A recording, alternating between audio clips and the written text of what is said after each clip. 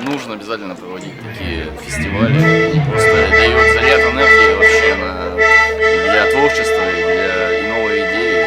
И это общение музыкантов и людей просто отлично. Была команда, которая играли такой вот зажигательный фолк такой фолк-метал такой с гармошкой там. Вот это было очень круто.